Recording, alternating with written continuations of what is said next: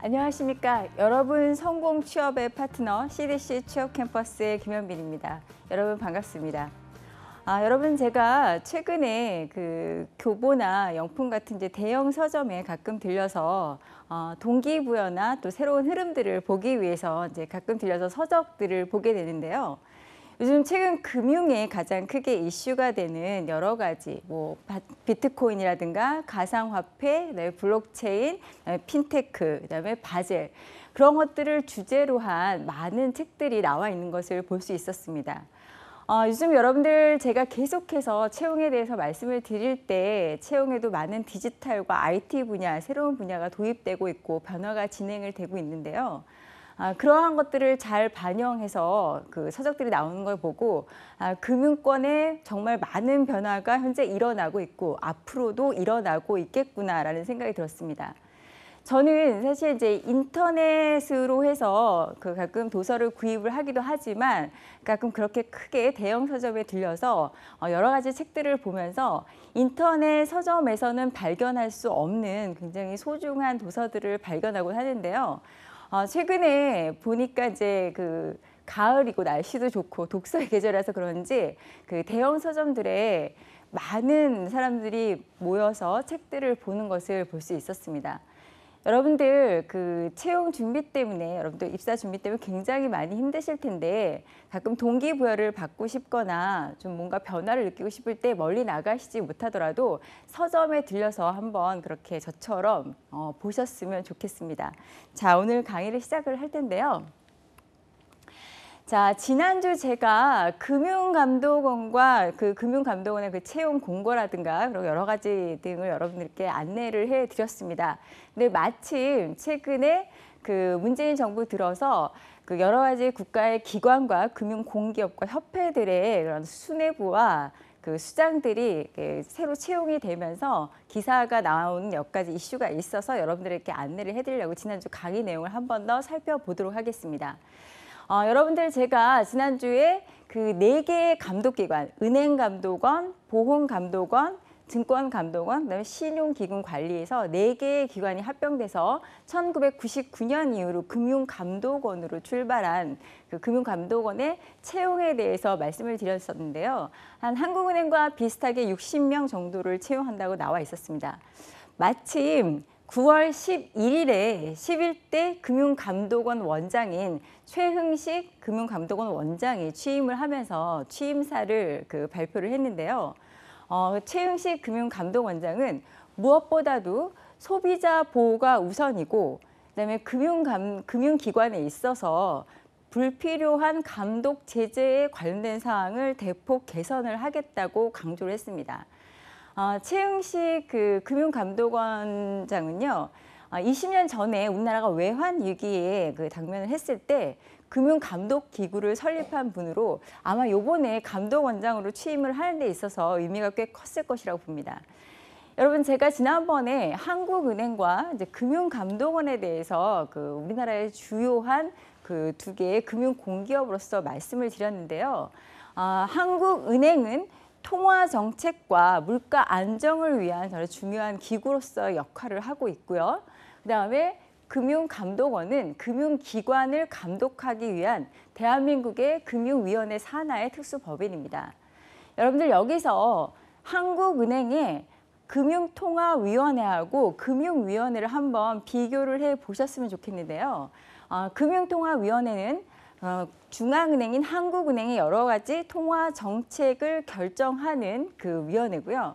금융위원회는 그보다 더 넓은 의미의 많은 금융 정책들을 결정하는 위원회라고 보시면 될 것 같습니다. 그리고 또 한 가지를 더 비교하자면 한국은행 총재를 비롯해서 부총재에서 6인으로 결성된 금융통화위원회 한국은행 총재 같은 경우는요, 그 대통령이 임명을 하게 돼 있고요. 금융위원회 원장은 현재는 지금 최종구 그 위원장인데 장관급에 해당된다고 말씀을 드렸습니다. 아마 신문 기사를 보시면은 여러 가지 금융위원회와 그다음에 금융통화위원회, 한국은행에서 발표한 여러 가지 정책들이 있을 텐데요. 정책들을 보시면 아마 유사점도 발견하실 수 있을 거고 또 그대로 그런 비슷한 정책들이 시중은행에도 반영된다는 걸 아마 보실 수 있을 겁니다. 그래서 한번 꼭 비교를 해보셨으면 좋겠고요. 또 제가 지난번에 그 시중은행 인사 담당자들의 그 릴레이 인터뷰가 머니투데이에 나와 있어서 그 부분을 전체 뭐 우리은행, KB 하나은행, 농협은행, 그다음에 KB국민은행 해가지고 전체적으로 비교를 해드렸었는데 아마 거기에서 무엇보다 공통점은 그 블라인드 채용, 그다음에 디지털 인력에 대한 확보라든지 그다음에 자소서에 대한 강조라든지 여러분들이 아마 중요한 이슈를 느끼실 수 있을 것이라고 생각을 합니다. 요즘에 금융기관들이 합동으로 해서 그 직무나 채용 박람회를 지금 현장에서 열고 있는데요. 현장에 직접 방문해서 면접을 볼 때 그 면접 우수자에 한해서 그 서류 면접을 통과를 하게 한다든지 여러 가지 특혜를 주고 있습니다.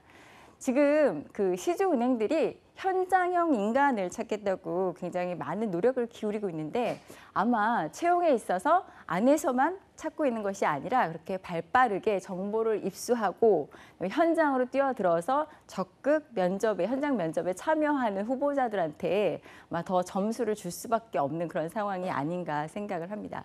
자, 그러면은 금융감독원, 금융위원회 관련해서 간단하게 한번 기사를 살펴보도록 하겠습니다.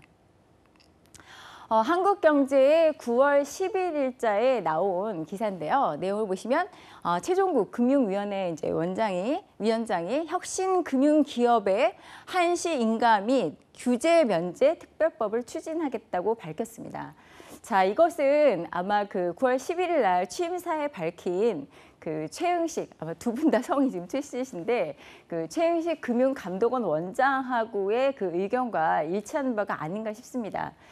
사실 그 IB 투자은행이라든가 금융투자 부문에 있어서 좀 더 그 활발하게 지금 대기업이나 규모감 있고 크게 어떤 규모감으로 밀고 나는 기업보다는 앞으로 우리나라의 성장 동력이 될 만한 벤처라든가 스타트업 기업들을 많이 지원을 해야 되는데 현재까지도 그런 이제 투자은행이라든가 금융투자 부문에 있어서 중기업에 너무 한정돼 있고 그런 보수적인 관행으로 인해서 진짜 자금이 필요하고 성장을 필요로 하는 그런 기업들에게 성장 자금을 지원하는 일이 너무나 미흡하고 부족하다. 그래서 그런 점을 대폭 개선하기 위해서 혁신적 금융기법을 도입하는 곳에게 특별하게 혜택을 주겠다라고 밝혔는데요.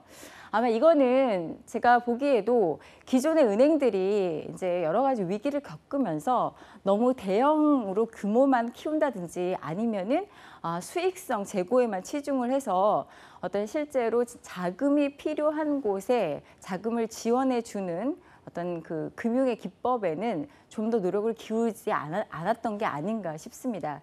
여러분도 앞으로 그 금융기관에 지원을 할 때 이러한 부분에 있어서 정책이 이렇게 발표된 만큼 조금 더 살펴보시고 내용을 보충하셔서 관련 자소서에 기재를 하시거나 좀 더 그러한 생각들을 면접 때 충분히 반영을 하셨으면 좋겠습니다. 관련해서 좀 더 그 기사를 좀 적극적으로 찾아보셨으면 좋겠습니다. 자, 여러분 이제 계속해서 그 은행권들과 금융기관들 또 그다음에 금융지주의 여러 가지 계열사들이 계속해서 공채를 발표하고 있는데요. 새 정부 들어서 좀 더 젊은 인력을 보충해야 한다는 그런 이제 청년 채용에 관련된 그 책임감을 모두 갖고 채용 규모를 지금 굉장히 늘리고 있고 또 그다음에 금융기관의 인력들이 어느 정도 그 변하고 있는 거에 발맞추어서 금융기관들이 좋은 그 인재를 확보하기에 많은 노력을 기울이고 있습니다. 그래서 채용 규모가 아마 작년에 거의 2배 정도 되지 않나 싶은데 자, 오늘은 우리나라 최대 금융지주의 하나인 KB금융지주의 소속인 KB국민은행에 대해서 소개를 해드리고 KB국민은행의 그 채용에 대해서 좀 더 면밀하게 살펴보기로 하겠습니다. 자, 지금 이거는 그 홈페이지에 나와 있는 신입행원 채용에 관한 공고입니다. L1으로 분류를 하고 있고요. 국민은행은 올해 그 하반기에 500여 명에서 한 600여 명 정도를 채용을 한다고 발표를 했는데요. 이건 이제 신입사원을 포함해서 지금 그 IB 파트라든가 신성장 동력이 될 만한 여러 가지 핵심 분야에서 새로운 인력들을 경력사원으로 함께 채용을 하겠다고 발표를 했습니다. 그래서 아마 신입사원 채용 규모는 한 240여 명 정도 되지 않을까 생각을 하고요. 총 토탈 해서 아마 500여 명 정도 채용이 이루어질 것 같습니다. 자, 지금 지원서 접수 기간은요. 9월 7일부터 9월 20일 수요일 6시까지입니다. 저녁 6시까지인데요. 여러분들 그 지원서와 자기소개서 미리미리 준비하셔가지고 그 마감일 적어도 하루 전에는 지원을 할 수 있도록 모든 것을 좀 준비를 해 두셨으면 좋겠습니다. 아마 지난번에 제가 그 릴레이 그 채용 그 관련해서 인터뷰의 기사에도 나와 있었지만 마지막 날 들어온 자기소개서는 유난히 오타가 많다고 합니다. 그래서 아마 그 본인이 준비된 인력이다. 그 채용을 위해서 어떻게 이 분야를 위해서 굉장히 노력해 왔고 나야말로 지금까지 준비된 사람이라는 걸 강조만 하시지 말고 그런 행동에 있어서 보여줘야 되지 않을까 싶습니다. 저도 아마 채용자의 입장이라면 마지막에 들어온 이력서와 자기소개서 더욱이 오타가 많다면은 급조한 걸로밖에 생각이 들지 않을까 싶은데요. 이 그 시기와 일정 잘 체크하셔가지고 좀 미리미리 접수를 하실 수 있도록 했으면 좋겠고요. 또 더불어서 여러분도 잘 아시겠지만 이 마지막에 대거 지원자들이 몰리면서 항상 뭐 서버가 다운되거나 지원서가 올라가지 않아서 유난히 전화가 많이 오는 그런 문제점이 발생하기도 합니다. 그래서 여러분들 미리미리 준비하시기를 꼭 당부 부탁을 드리겠습니다. 자, 접수 방법은 인터넷으로 접수를 하고요. 채용 절차를 간단히 살펴보면은요. 먼저 서류 전형하고 필기 전형 이후에 1차 면접, 2차 면접, 그다음에 최종 합격을 발표를 하게 됩니다. 여러분 여기서 이제 필기 시험에는요. 주관식과 객관식으로 나눠지게 되는데요. 주관식은 여러분들 잘 아시다시피 논술로 진행이 됩니다.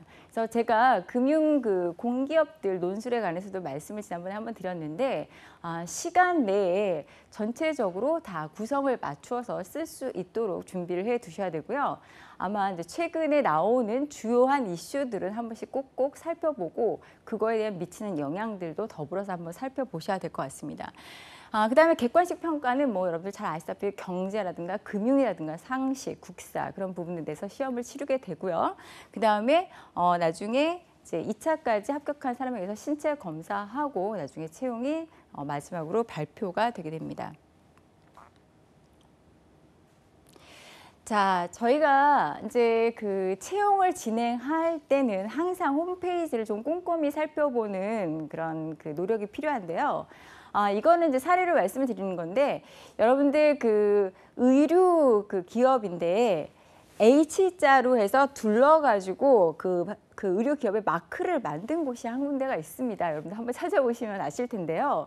그 기업에서 면접 문제로 나왔던 것이 이제 뭐 우리 회사에 관심이 많다. 항상 다들 지원자들이 말하니까 그럼 우리 회사 기업의 마크에 H자가 총 몇 개가 있느냐라는 면접 질문이 나왔었다고 합니다. 근데 그 문제를 맞추는 지원자들이 생각보다 많지 않았었다고 합니다. 그거는 말로만 항상 이 기업에 대한 관심이 많고 꼼꼼히 받았다고 하는데 그 실제로 생활에서는 그렇게 열심히 보지 않았다는 걸 알 수 있는데요. 여러분들이 어느 은행을 지원할 때는 그 은행 홈페이지에 나와 있는 상품이라든가 지금 현재 진행되고 있는 일들이라든가 기사라든가 좀 꼼꼼하게 한번 봐두셔서 금융권에 지원하는 분들이만큼 본인의 그런 꼼꼼함을 한번 잘 강조하실 수 있도록 준비를 하셨으면 좋겠습니다. 자, 내용을 한번 보시면요. 이제 kbstar.com으로 들어가시면 뭐 내용 전체적으로 다 보실 수 있는데요. 여러 가지 이제 이벤트에 관한 화면이 또 이렇게 하나씩 이렇게 팝업 창으로 올라와 있고요.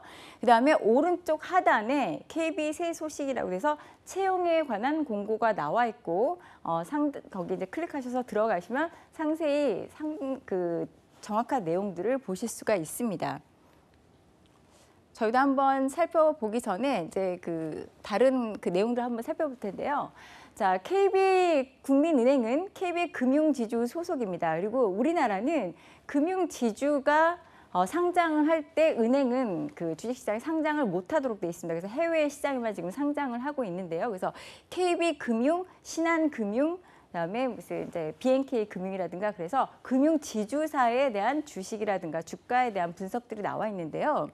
여러분들 보시면 지금 현재 KB 금융 지주의 주가의 금액은 51,800원입니다. 그래서 200원이 하락했다고 지금 나와 있는데 꾸준히 계속해서 지금 그 KB 금융 주가가 올라가 있는 것을 볼 수 있고요. 여러 가지 중요한 이슈들이 뭐 기업의 리포트 관련된 것들이 나와 있는데 여기 보면은 하단에 보시면은 뭐 잠깐 간단하게 나와 있는데 KB 금융 지주하고 신한 금융 지주가 그 시장에서 업계에 서로 1위를 다투면서 치열하게 경쟁을 하고 있다는 그런 보고가 나와 있습니다. 그래서 여러분들 그 기업 리포트라든가 그 분석 보고서들을 보시면요. 여러분들이 평소에 알기 어려운 내용들이 많이 나와 있고 상당히 그런 것들을 많이 보면은 공통점들이 나와 있으면서 파악하기도 좋고 재미도 있습니다. 그래서 금융뿐만 아니라 다른 기업에 그 지원하시는 분들도 주식이라든가 아니면 또 주식에 관련된 그 평가 리포트라든가 아니면은 그 분석하는 그 이제 신용기관에서 나오는 아마 평가 보고서라든가 그런 것들을 한번 살펴보셨으면 좋겠습니다. 자, 이걸 홈페이지 아까 보면 이벤트 1, 2, 3이 나와 있는데요. 지금 나와 있는 게 이제 크게 제가 지금 다 이것을 원래 하나하나 이렇게 지나가면서 보이는 것을 그 오버래핑 해가지고 지금 여기다 다 그 모아 놓았습니다. 그래서 지금 KB 마이머니 가계부하고 KB 부동산과 그다음에 KB 펫코노미 패키지에 대한 부분이 나와 있는데 여러분들 그 은행에 특히 이제 KB라든가 우리은행 같은 경우는 예전에 개인 소매 금융이 굉장히 잘 돼 있는 은행 중에 하나였습니다. 그래서 들어가 보시면 체크카드를 이용한 통장을 확인을 하면서 가계부를 작성을 할 수 있도록 잘 작성이 되어 있습니다. 그래서 그 가서 작성하는 방법도 이렇게 가계부까지는 아니라도 본인의 이제 금전출납부 형식으로 지출 목록을 한번 적어 가시면서 이것이 다른 은행과 비교해서 편리한지 어떤지 한번 살펴보셨으면 좋겠습니다. 특히나 개인 금융 쪽을 지원하시는 분들에 있어서는 굉장히 유용하지 않을까 생각을 하고요. 제 경험에도 이게 굉장히 잘 돼 있는 은행들을 제가 항상 체크카드를 더 열심히 이용했던 기억이 납니다. 그래서 편리하게 그때그때 제가 나중에 따로 기재하기는 쉽지 않았던 것이 그 체크카드 목록에서 바로 가계부로 해서 전체적으로 합산도 낼 수 있고 되게 잘 돼 있어서 제가 이용을 했던 기억이 나는데요. 여러분도 한번 들어가서 보시기 바랍니다. 그리고 또 중요한 게 이제 KB 부동산에서 그 여러분들 특히나 다른 은행들은 없는 건데요. KB 부동산 쪽에 그 페이지를 들어가 보시면은 각 그 주택과 아파트의 공시지가가 상당히 잘 나와 있습니다. 예전에 제가 부동산 금융 말씀을 드렸을 때 그 LTV 말씀을 드렸었는데요. 거기 나오는 공시지가를 기준으로 해서 LTV라든가 이런 것들을 선정하는 것이기 때문에 한번 들어가셔가지고 확인하셨으면 좋겠고요. KB 그 부동산 그 사이트는 예전에 사실 KB 국민은행이 우리나라 최대 주택은행과 합병을 하면서 이런 부분이 더 잘 구축이 되어 있습니다. 그래서 어떠한 강점이 있는지 한번 살펴보셨으면 좋겠습니다. 자, 그다음에 이제 요즘에 그 애완동물에 대한 그리고 또 반려동물에 대한 그 애정이라든가 또 같이 하는 분들이 많아짐에 따라서 거기에 그 소비자의 니즈에 맞추어서 새로운 상품이 출시된 것 같은데요. 이런 것도 새로운 분야를 개척하는 분야이기 때문에 여러분들 이거 한번 참고하시고 여러분 나름대로 또 다른 분야를 한번 만들어 보셨으면 좋겠습니다. 자, 지금 하반기 국민은행 신입 채용에 대해서 좀 더 그 자세하게 살펴보면은요, 뽑는 분야가 일반, 그래서 지역 채용이 나와 있고요. 이거는 아마 예전에 일반 금융은행들의 신입사원 채용이라고 보시면 될 것 같고요. 그다음에 주2 IT 쪽 분야의 그 사람을 채용을 하고 있고요. 그다음에 주3은 전문 자격 경력자들을 채용을 하고 있습니다. 그래서 변호사, 공인회계사, 그다음에 보험 계리사라든가 그런 쪽에 채용을 별도로 진행을 하고 있습니다. 그다음에 주4를 좀 더 자세히 보실 필요가 있을 것 같은데요. 핵심 성장이라고 해서 요즘에 가장 크게 대두가 되고 있는 디지털 금융, 그다음에 IB와 자본시장, 그다음에 웰스 매니지먼트, 데이터 분석 등의 경력자를 채용을 하고 있습니다. 이 부분은 특히나 경력자들이 많이 지원을 할 것으로 보이고요.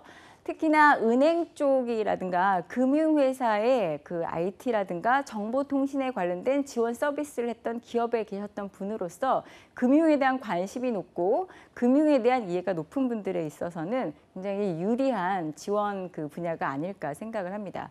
자, 여기서 상세 분야를 한번 살펴보겠는데요. 세부 내용을 확인하라고 홈페이지에도 잘 나와 있습니다. 자, 세부 내용을 한번 확인을 해 보면은요. 자, 특히 핵심 성장 부분에 있어서 디지털 금융은요, 여러분들 잘 아시는 AI라든가 뭐 디지털 플랫폼이라든가 웹기획 같은 것이 나와 있는데요. 제가 지난번 그 금융의 이해를 돕는 용어 설명에서 한번 팡에 대해서 한번 말씀을 드린 바가 있습니다. 그래서 뭐 애플이라든가 구글이라든가 전체 기업들을, 그래서 미국의 지금 주식 시장을 주도하고 있는 대형주들을 팡으로 축약해서 말을 한다고 했는데, 대부분 그런 기업들의 공통점은 플랫폼 비즈니스입니다. 그래서 요즘 금융권에 있어서도 이 플랫폼 비즈니스에 대해서 상당히 관심이 크고 어떻게 금융과 그 융합을 시킬 것인가에 대한 고민이 계속해서 지금 진행이 되고 있습니다. 그래서 한번 살펴보셨으면 좋겠고요. 그다음에 이제 IB나 자본시장 웰스 매니지먼트는 이제 투자에 관련돼서 자기 자본에서 주식이라든가 채권 분야라든가 그런 부분에 있어서 경력자를 채용을 하고 있습니다. 그리고 데이터 분석은 뭐 말할 것도 없이 요즘 빅데이터 부분이 굉장히 중요한 부분이고요.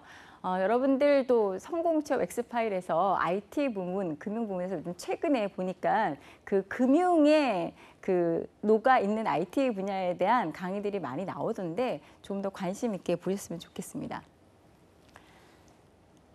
자, 지금 그 이제 전국 소재 영업정하고 본부 부서에서 일할 인력들에 대한 내용들이 이제 상세히 나와 있는데, 여러분들 일반과 IT 전문 자격증 핵심 성장 파트 모두 다 기본적으로 지점에서 근무를 한 번씩 하는 것을 원칙으로 하고 있습니다. 물론 이제 핵심 성장이라든가 디지털 분야라든가 그런 부분에서는 경력자들은 본점에서 이제 근무를 바로 하게 될 가능성이 커지긴 하는데요. 여러분들, 제가 가끔 이제 금융권에서 근무하고 있는 친구들이 이직을 원할 때 이직을 하는 이유가 본점에서 근무를 하다가 지점으로 나갔을 때 그거에 대한 상당한 불만을 갖고 토로하면서 이직을 생각하는 분들이 많다는 것을 느꼈던 적이 있었습니다. 여러분들 그 지점에서 그 고객들과 직접 접점을 갖는 것은요, 사실 요즘과 같은 인터넷 전문 은행이 출범한 이후로는 더 많은 아이디어가 필요하고 어떻게 차별화를 가져가야 될 것인가를 고민할 수 있는 그런 접점이 아닌가 싶습니다. 그래서 여러분들 지점에 근무할 기회는요, 여러분으로서는 은행의 전반적인 업무를 소비자 입장에서 볼 수 있는 좋은 기회이기 때문에 지점 근무 동안 좀 더 그러한 경험들을 적극적으로 수용을 하시고 본인의 창의성을 발휘를 하셨으면 좋겠습니다. 오히려 나중에 본점 부서로 가거나 그러면은 지점에 있었던 경험이 있고 지점에서 업무를 많이 해본 분들이 대화와 소통을 하는데 굉장히 유리하고 이해도 잘하고 지원 업무를 적극적으로 하는 걸 볼 수 있는데요. 은행과 금융 업무에 있어서도 편협된 것보다는 많은 분야를 좀 다양하게 수용할 수 있는 그런 자세가 필요하지 않나 생각을 합니다. 그래서 지점 근무를 할 시에는 좀 더 적극적으로 많은 것들을 배울 수 있는 기회로 생각을 하셨으면 좋겠습니다. 자, 자격에 대해서 한번 살펴보도록 하겠는데요. 여러분들 잘 아시다시피 특히 이제 올해는 금융권 및 공기업들이 블라인드 채용이 가장 큰 이슈 중에 하나입니다. 여러분들께 여기서 지금 제가 한번 짚고 넘어가고 싶은 게 하나 있는데, 제가 예전에 금융 관련 강의를 할 때 NCS 사이트를 보여드리면서 직무에 관련된 것을 연관시켜서 설명을 해드렸던 적이 있었습니다. 근데 아마 NCS 사이트에 들어가 보시면은요, 공기업들의 NCS 기반으로 채용한 것에 대한 성공 사례들이 많이 나와 있는데요. 거기에 능력 중심 채용이라는 말이 나와 있습니다. 그래서 직무 중심으로 채용을 해서 굉장히 정착률도 높고 성공 사례가 많다라는 게 밝혀져 있는데, 사실 여러분들이 많이 걱정하시는 블라인드 채용은 능력 중심 채용의 또 다른 표현이고 다른 말일 뿐입니다. 그래서 능력 중심 채용 자체가 추구하는 바가 직무 중심으로 어떻게 준비를 했냐라는 것을 검증하는 그런 과정인데 블라인드 채용도 똑같습니다. 그래서 너무 두려움을 갖지 마시고 사실 이전부터 계속해서 채용해오던 방식의 일부를 추가하는 형식이라든가 아니면 제가 저번에 말씀을 드렸던 대로 블라인드 면접을 진행해서 다른 뭐 필기 점수라든가 아니면은 다른 검사와의 점수를 완전히 분리하는 차원이니까요. 그렇게 이해를 하시면 될 것 같고 너무 크게 동요하지 않으셨으면 좋겠습니다. 자, 그 공통 자격은요. 블라인드 채용에 기반을 두기 때문에 지금 학력, 전공 연령 같은 것에 제한이 거의 없습니다. 그래서 했던 업무라든가 직무 능력이라든가 그런 것들이 더 중요하게 아마 평가 요소로 작용할 것으로 보이고요. 그다음에 IT라든가 핵심 성장 부분도 그 직무에 대한 자격증 소지자나 경력자를 원하고 있습니다. 여러분들 지난번에 우리은행 채용에서 말씀을 드렸지만 우리은행 채용 같은 경우에는 스타트업 창업자에 관련해서 6개월 이상 지속을 했을 경우에는 가산점을 부여하겠다고 했었는데요. 여러분들 요즘 책을 보면은요. 시스템을 따라갈 것인가 시스템을 만들 것인가 라는 그런 이야기들이 많이 나와 있습니다. 그래서 앞으로는 그 직업인, 그러니까 직장을 갖게 되고 직업인으로서 활동하는 것은 기존에 만들어진 시스템을 따라가는 사람들인데 앞으로 그렇게 시스템을 따라가는 사람들은 점차 없어질 것이다라는 그런 미래를 예측하는 책들이 4차 산업혁명과 더불어서 굉장히 많이 나와 있는데요. 아마 그러한 의미에서 시스템을 만드는 자로서 비중을 더 두기 위해서 아마 그 창업 경력자에 대해서 좀 더 가산점을 부여한 게 아닌가 싶습니다. 자, 그래서 IT 분야도 그렇고요. 디지털 분야도 마찬가지인데요. 아마 예전에는 제가 말씀을 드렸지만 은행에서 경상 계열이라든가 아니면은 법대 출신이라든가 그런 분들이 주로 그 채용이 되는 형식이었습니다. 왜냐하면은 은행이라든가 그런 금융기관들은 결국 금융과 제도의 합이라고 생각했기 때문에 그런 형식의 채용을 이루어왔는데요. 골드만삭스가 이제 더 이상 골드만삭스는 대표적인 미국의 금융기관인데 더 이상 금융기관이 아닌 IT 회사라고 밝혔듯이 아마 그 금융권에 있어서도 많은 부분이 시스템으로 대체될 것이고 그래서 IT 인력을 채용하는 데도 있어서 예전처럼 보조적이고 뭔가를 서포트하는 입장이 아닌 주도적으로 시스템을 개발하는 인력들을 적극적으로 채용하지 않을까 생각을 합니다. 그래서 여러분들 그런 부분 좀 참고하셨으면 좋겠습니다. 자, 특별히 우대사항에 대해서 한번 살펴보기로 하겠는데요. 우대사항은요. 제가 아까 말씀을 드린 대로 지금 채용 박람회를 열고 있고 또 채용 박람회나 그런 데에 또 직접 은행들이 지금 찾아가서 현장에서 지금 지원자들을 만나보고 있는데요. 현장에서 면접을 진행했을 때 우수 면접자에 한해서 채용에 가산점을 준다고 합니다. 사실 어떻게 보면 좀 기쁜 소식인데요. 제가 아까도 말씀드렸듯이 좀 더 적극적인 지원자에게 발빠르게 움직이고 발로 뛰는 그런 지원자에게 있어서 좀 더 점수를 주겠다라는 의도가 아닌가 생각이 됩니다. 그다음에 이제 KB 최우수 또는 우수 인턴으로 활동했던 사람들한테 가산점을 주겠다고 발표를 했고요. 그다음에 부동산 통계 아이디어 챌린지 수상자들 여러 가지 이제 장애인이나 기초 수급자라든가 그런 분들에게 가산점을 주겠다고 밝혔습니다. 여러분들 요즘에 가진 공모전 같은 거 많이 진행을 하고 있는데요. 공모전에서 물론 합격을 하거나 점수를 좋게 받으면은 가산점을 받게 되는 것은 사실입니다. 그런데 이 공모전의 경쟁률이 워낙에 치열하고 또 상을 받기가 쉽지 않기 때문에 이 공모전에 아예 지원을 안 하겠다. 그러한 정신보다는 좀 더 도전을 해서 공모전에 실패를 하더라도 실패를 통해서 배우는 것과 또 공모전을 함으로써 한번 그쪽 분야에 대해서 스터디를 해보는 그런 노력이 필요하고 또 자기소개서에 그런 부분을 썼을 때는 좀 더 관심 있게 보게 되는 만큼 여러분들이 공모전 같은 경우는 금융에 관심이 있다고 하는 분들은 좀 적극적으로 지원을 한번 해보셨으면 좋겠습니다.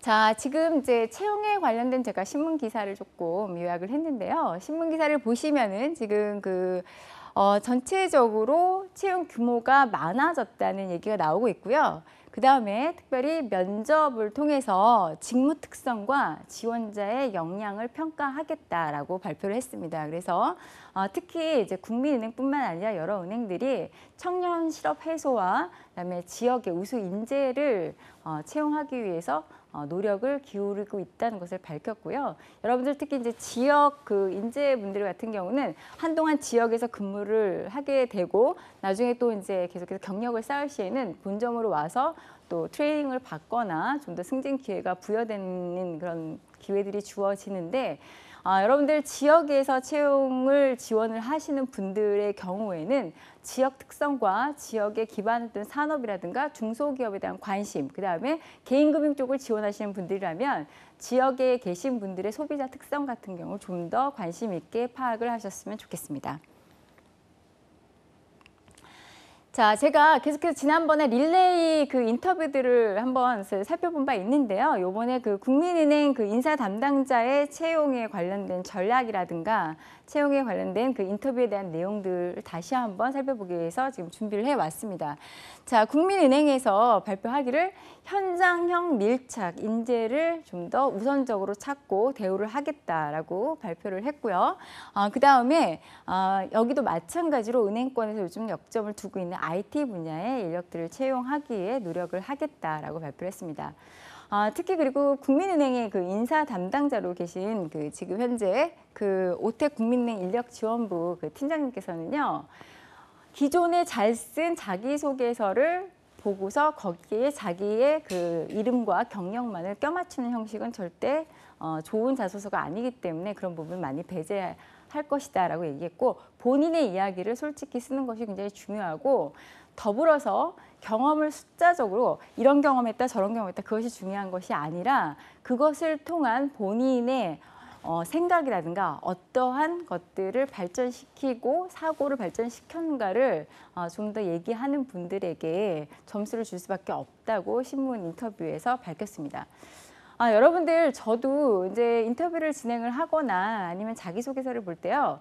학생들이 요즘에 이제 스펙 대신에 경력이라든가 아니면 프로젝트 경험에 대해서 굉장히 많이 나열을 해놓고 이 짧은 대학 시간 동안에 이걸 다 어떻게 했을까 할 정도로 많은 프로젝트에 투입이 돼서 노력을 하고 있다는 것을 느낄 수 있었습니다. 근데 굉장히 아쉬운 것이 이 그 국민은행 팀장님의 말씀처럼 그런 것들을 이거 했다 저거 했다 하는 숫자로만 나열을 하고 했다라는 사실만 나열을 했을 뿐이지 그걸 통해서 본인이 깨닫고 그 분야에 대해서 좀 더 앞으로 어떠한 통찰력을 갖고 있는지에 대해서는 기술하는 것이 상당히 약해 보였습니다. 그래서 여러분들 그 기업에서도요 앞으로는 좀 더 새로운 것을 만들어 나갈 수 있는 창의력 인재를 원하기 때문에 여러분들의 좀 더 생각이 많이 녹아나 있는 그런 자기소개서를 작성하셔서 좋은 점수를 좀 받으셨으면 좋겠습니다. 자, 그 다음에 이제 그 전체적으로 뭐 여러 가지에 대해서 나와 있는데 여기 국민은행과 기업은행과 농협은행은 논술을 진행을 하게 됩니다. 그래서 논술에 대해서 이야기를 하면서 작년 논술 제목은 저금리 저성장에 따른 각 은행의 대응이었다고 합니다. 그래서 사실 이게 은행 입장에서 지금 상당히 고민 중에 하나인 중요한 이슈인데요. 아마 올해도 뭐 이렇게 난이하거나 그런 것보다는 새로운 신기술이라든가 아니면 은행이 당면한 문제라든가 아니면은 또 이제 인터넷 전문 은행 그 금융권의 지각을 변동시키는 그런 그 인터넷 전문 은행의 출범에 맞추어서 은행권의 대응 전략이라든가 그런 것들이 나올 가능성이 크고 만약에 논술이 아니더라도 면접에서 상당히 자주 나올 수 있는 주제 중에 하나입니다. 그래서 그런 부분에 대해서 좀 살펴보셨으면 좋겠고요. 자, 그다음에 이 인사팀장님이 하나 강조하신 부분 중에 하나가 면접 시에 본인이 이야기 잘해놓고 남 이야기할 때 딴청을 피거나 아니면 자기 이야기 거 생각한다고 밑을 쳐다보거나 그런 부분에 대해서는 좋은 점수를 줄 수 없다고 얘기하셨는데요. 여러분들 이제 보통 일대 다대 면접이라고 해서 지원자들이 이제 많이 이렇게 들어와서 인터뷰를 진행을 하게 되는데 면접관들이 볼 때 여러분들이 그러니까 여러 면접관들이 평가를 하다 보니까 딴짓을 하거나 하는 지원자들은 저의 경우도 상당히 눈에 잘 띄게 되어 있습니다. 그래서 본인의 이야기를 잘 발표하는 거 가장 중요하지만 남의 이야기에 뭐 소통, 경청 잘한다 말로만 하지 마시고 면접 때 좀 실천해서 보여주실 수 있는 그러한 좀 행동력을 발휘하셨으면 좋겠습니다. 자, 지금 제가 이제 구글 기사 한번 검색해 봤는데요. 계속해서 은행권에 관련된 이제 채용에 대해서 요즘 굉장히 뜨겁게 기사가 많이 보도되고 있고요. 지금 공기업 뭐 채용이라든가 금융공기업 채용이라든가 아니면 이제 금융권에 그 새 정부 들어서 인사들이 계속 바뀌는 내용에 대해서 상당히 많이 나와 있습니다. 그리고 이제 올해 특히 그 은행권 채용 규모가 많아진 것에 대한 또 언급도 있고요. 그다음에 이제 우리가 지난번부터 계속해서 이야기해왔던 디지털, IT 인력들에 대한 채용에 대해서 많이 나와 있습니다. 그래서 한번 보셨으면 좋겠고요. 자, 이거는요, 이제 그 여러분들이 지원하실 국민은행과 KB, 국민 그 금융지주에 관련된 내용입니다. 그래서 한번 살펴보려고 제가 갖고 왔는데요. 지금 KB 금융지주라고 아마 뉴스란에 쳐보시면 바로 아실 수 있을 테지만 지금 KB 금융지주의 회장을 다시 선정하기 위해서 여러 가지 채용 절차가 진행 중입니다. 여러분 지금 현재는 그 윤종구 행장이 KB 금융지주 회장을 같이 동시에 그 역임을 하고 있는데요. 지금 그 현재 그 은행장과 회장으로 계신 윤종구 행장과 회장을 포함해서 몇 분들이 지금 그 차기 회장 선거에 지금 출마를 하고 있습니다. 그래서 관련 내용들이 나와 있는데 아마 여러분도 아실 테지만 수장이 바뀌는 것은 사실 그 기관과 그 기업들의 정책이라든가 영업 방식이라든가 이런 것들에 크게 영향을 줄 가능성이 많습니다. 그래서 이러한 부분을 이렇게 주시하게 되고 또 CEO 성향도 관리형 CEO냐 아니면은 또 영업형 CEO냐에 따라서 그 기업들의 영업 그 방식이라든가 아니면 관리형의 어떤 체계의 변화라든가 그런 것들이 이루어지게 되는데요. 아마 그런 차원에서 이해를 하셨으면 좋겠고요. 여기서 이분들도 심층 면접이 진행이 된다고 합니다. 면접이라는 게 여러분들 지금은 처음이라서 아마 여러분들 좀 많이 두려우실 텐데 아마 그 경력을 계속 쌓아가시는 입장으로서는 계속 이렇게 면접이 진행된다는 것을 좀 이해하셨으면 좋겠습니다. 국민은행에 대해서 좀 더 자세히 한번 말씀을 드리면요. 자, 국민은행은 우리나라의 서민 금융을 지원하기 위해서 1963년에 국책은행으로 출발을 했습니다. 그래서 국책은행으로 출발을 해서 1995년에 민영화가 됐고요. 1998년에 처음에 이제 우리나라가 5개 은행이 퇴출이 됐었는데요. 그때 동남은행이라든가 대동은행, 동아은행을 포함해서 그때 대동은행을 인수를 했었고요. 그다음에 우리나라 기업은행의 최강자였던 장기신용은행을 1999년에 합병을 했습니다. 그리고 우리나라 최대 그 서민 주택 금융을 지원하기 위해서 그 국책은행으로 출발했던 주택은행과 그 2001년에 그 같이 대등 합병을 하게 됩니다. 그래서 주택은행도 처음에 이제 설립 때는 국책은행으로 설립이 됐다 나중에 97년에 민영화가 되게 되는데요. 사실 그래서 대규모 그 은행이 출범을 하게 되고요. 사실 이때 국민은행이나 주택은행이나 굉장히 규모가 큰 은행이었음에도 불구하고 두 은행 다 개인 금융에는 강자였지만 기업 부분에서는 좀 약한 부분이 있었습니다. 그래서 그런 부분에 대한 우려가 있었는데 그 전에 장기신용은행이 우리나라에서는 굉장히 기업 금융으로서는 좋은 인재들과 기법들을 많이 갖고 있는 알짜 은행이었는데 그 많은 합병을 통해서 많은 사업 부분에 있어서 좀 더 새로 거듭나고 보충을 했던 것으로 기억을 하고 있습니다. 자, 여기서 보면 아실 수 있지만 국민은행은 2001년 11월 1일에 해체가 되고 상장을 폐지하게 됩니다. 그리고 KB금융지주가 우리나라에는 상장이 돼 있고요. 국민은행은 해외 주식시장에 상장이 돼 있습니다. 그리고 여러분들 여기서 한 가지 알아둘 것은 국민은행이라는 것은 그 법인명이고요. KB국민은행은 브랜드명입니다. 그래서 그건 구분을 하셨으면 좋겠습니다. 그래서 항상 우리가 이제 브랜드명을 많이 접하게 되는데요. 지금도 법인명은 국민은행으로 남아 있습니다. 자, 자, 한번 간단히 뭐 중요한 연역을 한번 보시면은 이제 합병은행 출범 이후 2001년 11월 1일 날 합병을 해서 출발을 했는데 이때 이제 뉴욕 거래소, 증권거래소에 상장이 됐었고요. 그 다음에 2002년에 KB금융은행으로, 그러니까 국민은행으로 다시 출범, 브랜드명으로 출범을 했습니다. 그리고 2008년에는 금융지주로 다시 탈바꿈을 했고요. 그 다음에 2014년에 현재 아까 지금 이제 그 차기 회장에 그 지원 중이신 윤종구 행장이 취임을 한 바가 있습니다. 지금 전체 주요 업무는 은행들의 그 주요 업무와 비슷하게 예금, 대출, 그다음에 뭐 유가증권 투자 업무라든가 그런 업무들을 진행을 하고 있고요. 영업점은 지금 전체 국내 지점은 1,084곳이 있고, 그다음에 런던에는 법인으로 있고, 지금 뭐 미얀마라든가 카자흐스탄 그런 곳에 이제 지사로 그러니까 중국 같은 곳에 지사로 나가 있습니다. 그리고 조직은 뭐 잘 아시겠지만 뭐 영업 조직이라든가 마케팅, 그다음에 이제 뭐 금융이라든가 신사업 성장 동력이라든가 그런 부분의 조직을 지금 개설을 하고 있고, 그다음에 IT 경영 지원 부분이 있는데, 아마 여러분들 잘 아시겠지만 IT 부분과 디지털 부분, 그다음에 신사업 성장 동력 그런 파트들은 전체적으로 아마 커지지 않을까 생각을 하고 있습니다. 자, KB금융지주를 한번 살펴보면은요, KB금융지주 속에 이제 그 포함된 다른 기관들을 한번 살펴보면은 지금 뭐 KB국민은행, 그다음에 구 LIG 손해보험이었던 뭐 KB 손해보험이라든가 여러 가지 KB캐피탈이라든가 뭐 데이터 시스템이라든가 여러 가지 그 자회사들이 있습니다.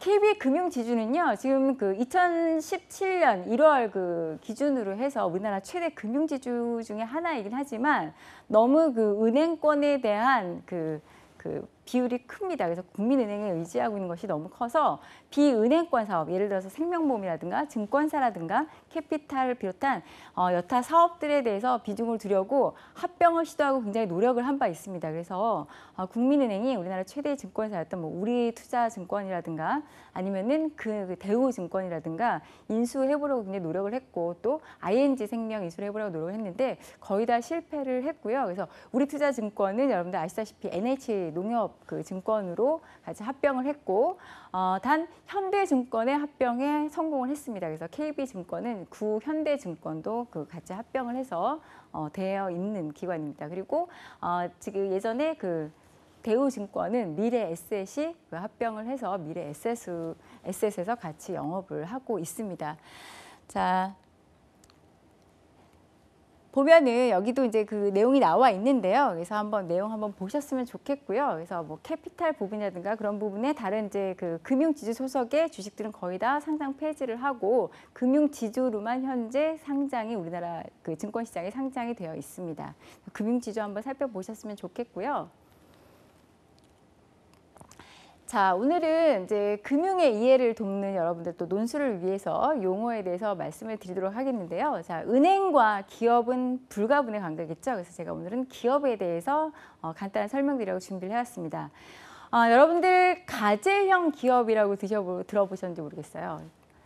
가젤형 기업이라는 건 가젤이라는 아마 그 동물 아실 텐데, 저는 처음에 가젤이라는 동물을 보고 저게 사슴도 아닌 것이 저게 뿔만 저렇게 나서 저게 뭔가 했습니다. 그래서 약간 그 사슴보다 굉장히 마르고 영양류라고 하는데요. 아마 그 뭐 그런 도감이라든가 영화에서 보시면은 그 아프리카 뭐 그런 데 잘 나오는 동물 중에 하나인데 굉장히 점프를 높게 잘 하는 것을 아마 보실 수 있을 건데요. 가젤형 기업이라는 그 용어 자체가 이런 데서 기인해서 사용된 용어입니다. 그래서 1981년에 이제 경제학자가 그 가젤형 기업이라는 말을 써서 그 가젤형 기업이라는 용어가 일반적으로 쓰이게 된 건데요. 최근 3년 이내에 갑자기 수익이 크게 신장을 했거나 아니면은 종업원 수가 크게 는 그러한 갑자기 신성장을 하고 크게 성장을 한 그런 기업을 가젤형 기업이라고 이야기를 하고 있습니다. 특히나 그 매출액이 규모가 큰 그런 1,000억 이상의 그런 기업 같은 경우에는요, 슈퍼 가젤형 기업이라고 하는데요. 여러분들 그 우리나라에 지금 자꾸 이제 새로이 그 출범하는 어떤 이제 벤처라든가 아니면은 또 많은 스타트업 기업들이 이런 가젤형 기업으로 좀 성장을 했으면 하고 바라는 바입니다. 아마 여기서 좀 대조되는 그 용어가 있다면은 그 1981년에 이 그 용어 가젤형 기업이라는 용어를 쓴 경제학자가 상반되는 개념으로 그 월마트나 GM처럼 굉장히 큰 규모로 사람을 고용 창출시켜서 채용을 했다가 또 대규모로 또 그 조정을 하는 구조조정을 하는 그런 기업들을 코끼리형 기업이라고 이야기를 했다고 합니다. 그래서 코끼리형 기업은 여러분들이 아시는 대규모의 그런 기업들을 생각하시면 될 것 같고요. 가젤형 기업들은 가볍지만 성장 동력을 갖고 아주 크게 성장한 기업들을 연상하시면 될 것 같습니다. 자, 그 다음에 또 한 가지 추가로 말씀드릴 기업이 그 히든 챔피언이라는 용어들을 쓰고 있는데요. 이런 히든 챔피언이라는 용어는 여러분들 아마 우리나라도 요즘에 자주 쓰는 용어 중에 하나인 것 같습니다. 그래서 강소기업이라는 이야기를 쓰고 있는데요. 작고 움직이기 굉장히 좋고 신속하지만 어떤 규모와 성장 동력에 밀리지 않고 굉장히 시장 점유율을 크게 갖고 있다거나 아니면 어떤 시장에서 선도하는 그런 기업들을 그 히든 챔피언이라고 그 용어를 지칭을 하고 있습니다. 그래서 제가 생각하기로는 아마 금융이 이런 가젤형 기업이라든가 히든 챔피언을 발굴하고 더불어서 그들을 지원하는 그러한 금융 본래의 역할을 해야 되는 게 중요한 것이 아닌가 싶습니다. 사실 아까 금융감독원 원장에 대해서도 제가 말씀을 드리면서 금융감독원 원장이 불필요한 그러한 제재들은 과감히 그 이제 개선을 하겠다라고 했는데 금융기관에 계신 분들은요, 한국은행과 더불어서 금융감독원이 상당히 부담으로 작용할 수밖에 없습니다. 그래서 여러분들 뭐 감독과 감시를 하는 기관이니만큼 당연한 부분 중에 하나인데요. 어떻게 보면 우리나라의 금융기관에 그 좀 뭔가 새로운 수익 구조를 창출하기 어려운 이유 중에 하나가 수많은 규제와 감독 때문이라고 합니다. 그래서 아마 그런 규제는 좀 최소화하고 기능적이고 좀 더 그 금융기관이 발전할 수 있는 데 있어서 좀 도움을 줄 수 있는 감독기관으로 거듭나야 되지 않을까 생각을 합니다. 그래서 이런 금융공기업들과 금융기관들이 함께 발맞춰 가서 여러분들이 또 입사를 할 수도 있고 여러분들이 가서 일할 수도 있는 이러한 좋은 기업들을 적극적으로 지원하는 바람직한 금융시장이 좀 형성되기를 바라는 마음입니다. 자, 그 다음에는요.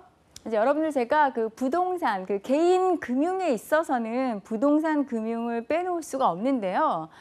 중요한 용어 중에 하나가 재건축 초과 이익 환수제입니다. 여러분들 그 가끔 보면요. 도심에서 예전부터 뭐 아파트라든가 여러 가지 주택이 발달한 부분에 좀 그 주택들이 노후되고 약간 좀 새로이 건설을 해야 되는 필요가 있을 때 그 재건축 조합원들이 형성을 해가지고 재건축이 이루어지게 되는데요. 아마 여러분도 그런 사례를 좀 보셨을 것 같지만 기존에 있던 지역이 굉장히 교통이라든가 여러 가지 편리한 상황에서 재건축으로 좋은 건물들이 들어서거나 주택들이 들어섰을 때 굉장히 그 지역에 주택값이 갑자기 상승하는 그런 일들이 자주 발생을 하게 됩니다. 사실 부동산 금융의 입장이나 이제 국가나 정부에서 보면은 이런 부분이 투기로 직결될 수 있다는 부분에 있어서 상당히 위험 요인으로 간주가 되고 있는데 그래서 이런 재건축을 통해서 너무 많은 이익을 가져가게 됐을 때 세금으로 크게 환수를 시키겠다. 그런 것이 재건축 초과 이익 환수제입니다. 사실 이 이제 초과이익 환수제에 대한 말이 굉장히 많았었는데요. 우리나라가 2013년부터 2017년까지는 이제 부동산 시장을 어느 정도 활성화시키기 위해서 이 초과이익 환수제에 대해서 약간 그 유예를 한 바가 있습니다. 그래서 사실 이게 계속해서 유예가 될 것이냐 아니면은 다시 시행이 될 것이냐 해가지고 굉장히 관심 있게 보게 되는 그 이슈 중에 하나였는데요. 새 정부 들어서 7월에 이 초과이익 환수제를 내년 2018년부터는 정확하게 다시 시행을 하겠다고 밝혔습니다. 그래서 재건축을 할 시에 과도한 집값 상승으로 인한 투기라든가 그런 투기의 목적을 위한 재건축을 방지하기 위해서 아마 이러한 정책이 다시 실시되지 않을까 생각을 합니다. 여러분들 제가 계속해서 LTV, DTI 관련해서 말씀을 드렸는데요. 이 부동산 금융이 경제 주체인 개인에게 있어서 굉장히 중요한 부분의 하나입니다. 물론 이제 기업들도 부동산을 소유하고 부동산으로 인한 그 이익이 이익을 얻게 되는 경우들이 있는데요. 개인들이 갖고 있는 이익 중에 가장 큰 자산 중에 하나가 부동산과 주택이니만큼 이런 것들이 다른 경제 문제와 직결되게 됐습니다. 그래서 DTI나 LTV에 관련된 규제라든가 그런 것들을 잘 조정하지 않았을 경우에 나중에 가계부채로 크게 연결된다든가 아니면 투기로 인해서 실수요자들 그리고 다른 국민들에게 굉장히 악영향을 끼치고 경제적으로 어렵게 하는 일들을 많이 만들고 있습니다. 그래서 부동산 대책의 안정화가 개인 경제하고는 굉장히 직결되는 부분이고요. 또 은행에 있어서도 이런 이제 주택금융이나 그런 것들을 지원을 해줄 때 이분이 투기인지 아니면 정말 생활의 안정을 위해서 주택을 구입하는 것인지를 잘 구분해서 지원을 하는 게 굉장히 중요한 역할 중에 하나가 아닌가 싶습니다. 그래서 여러분들 주택의 안정이 기본적으로 다른 소비를 또 진작시킬 수 있는 부분인 만큼 그런 초과이익 환수제라든가 DTI라든가 LTV 관련해서 조금 더 용어를 자세히 살펴보고 연관성을 찾아보셨으면 좋겠습니다.